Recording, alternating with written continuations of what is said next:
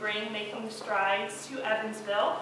There's actually about 200 events around the country right now. They've been going on since 1993. But much before that, the American Cancer Society has been working on cancer and breast cancer specifically. There's a little sign over there by the coffee. I don't know how many people got coffee, but it says that the American Cancer Society has supported nearly every, right there, every major breast cancer research breakthrough in the past century. From the drugs that we use to treat breast cancer, from developing mammography as a gold standard for detecting breast cancer. Nearly every major breakthrough the American Cancer Society has been there. And we want to be there today, we want to be there tomorrow, we want to be there at the finish line when breast cancer is finally eliminated. And we're doing that through Making Strides and through wonderful people like you that have had enough of it and don't want to see breast cancer take anyone else from us. So thank you for being here. Thank you for all the work that you'll do between now and April 2nd, and it really does make a difference. We never know when that last $10 is going to go towards finding a cure. We're so close, and we know we'll get there. I'd like to introduce to you Ellen Cloverdance. She is going to talk about a very special lady that most of you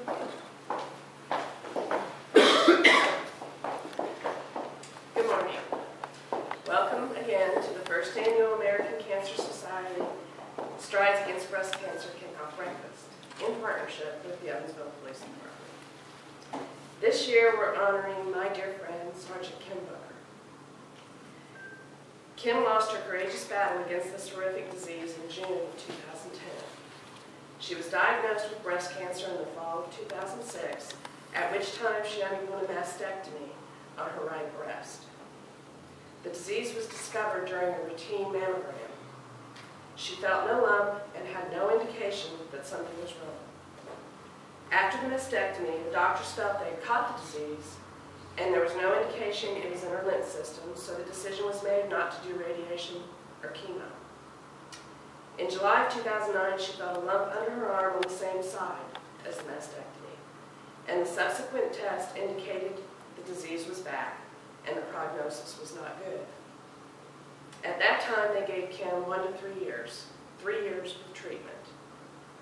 Kim bravely decided to start her treatment, although she was concerned about the side effects and just how debilitating they would be. Her concern was not only for herself, but for those closest to her and how this would affect them. The disease took hold and spread to her spine and to her brain, resulting in the loss of motor skills from the waist down. This ultimately required around-the-clock care and a good deal of help and support from her family and friends. Through the entire ordeal, Kim never lost her sense of humor or what dignity she could hold on to in the situation she was dealt.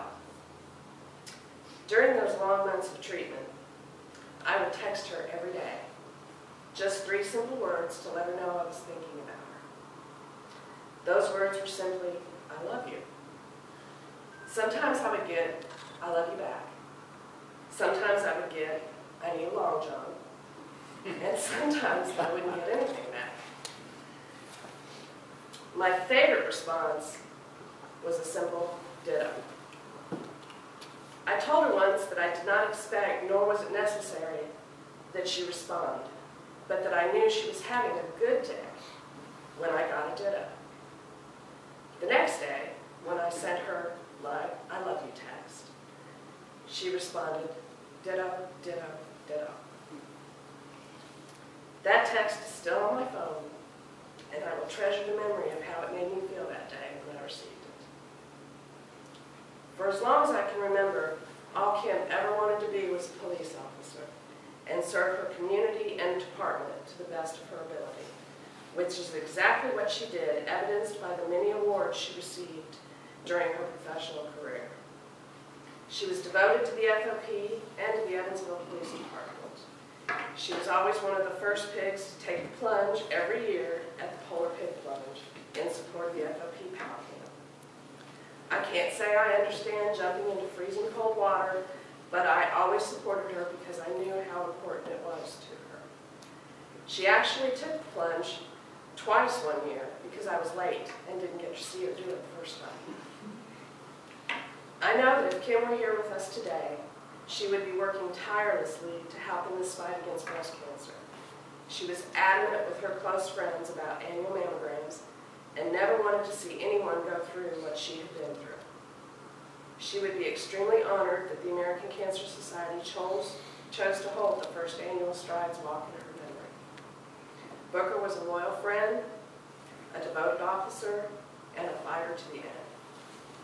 Thank you for being here to join in this fight and bring an end to this disease and to help celebrate a world with more